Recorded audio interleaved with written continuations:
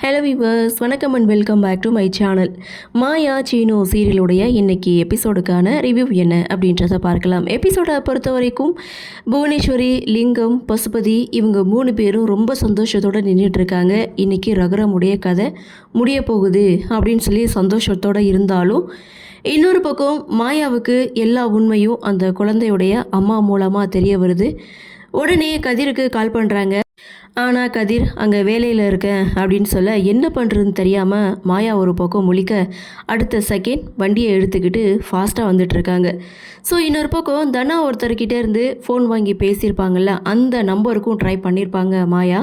ஆனால் அவர் அட்டன் பண்ணியிருக்க மாட்டார். அதே சமயம் ரகுராம் பூஜையெல்லாம் முடித்து தீயில் இறங்க போகிற அந்த செகண்ட் மாயாவுடைய என்ட்ரி.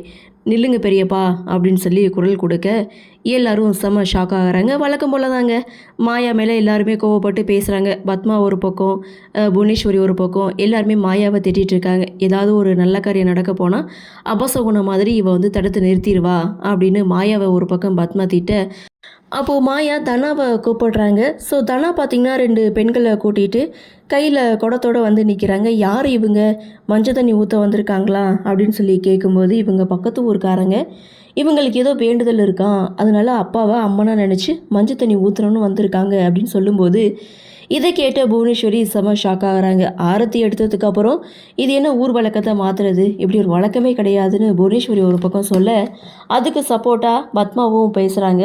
இந்த வழக்கத்தை மாற்றுறதே மாயாவுக்கு வேலையாக போச்சு அப்படின்னு சொல்லி மாயாவை திட்டினாலும், ஸோ அந்த இடத்துல ரகுராம் பார்த்திங்கன்னா அம்மனை நினச்சி தானே என் மேலே ஊற்றுறாங்க, அதனால் அந்த அம்மன் அதெல்லாம் ஏற்றுப்பாங்க அப்படின்னு சொல்லி அவங்களுடைய நேர்த்தி கடனை ஏற்றுக்கிறாரு. ஸோ உட்கார வச்சு மீண்டும் 2 குடம் மஞ்சள் தண்ணியை ரகுராம் தலையில் ஊற்றுனதுக்கு அப்புறம் ரகுராம் தீயில் இறங்க ஆரம்பிக்கிறாரு. ஸோ இவங்க போட்ட பிளான் எல்லாத்தையும் மாயா தடுத்து நிறுத்துகிறாங்க.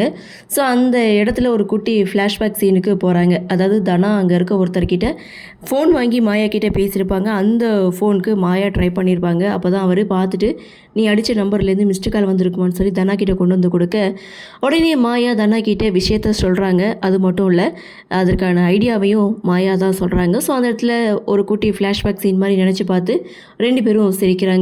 இந்த விஷயத்தை மாயா உடனே ஜானகி கிட்டே சொல்கிறாங்க. அதாவது ப்ரொமோவில் பார்த்த சீன் தாங்க.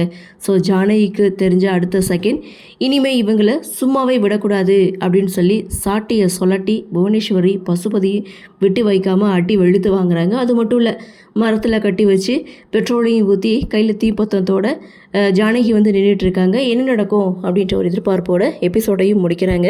சரி, என்ன நடக்குது, என்ன மாதிரியான சுவாரஸ்யத்தோடு கதைக்கள நகர்வை கொண்டு வராங்க அப்படின்றத நம்மளும் பொறுத்திருந்து பார்க்கலாம்.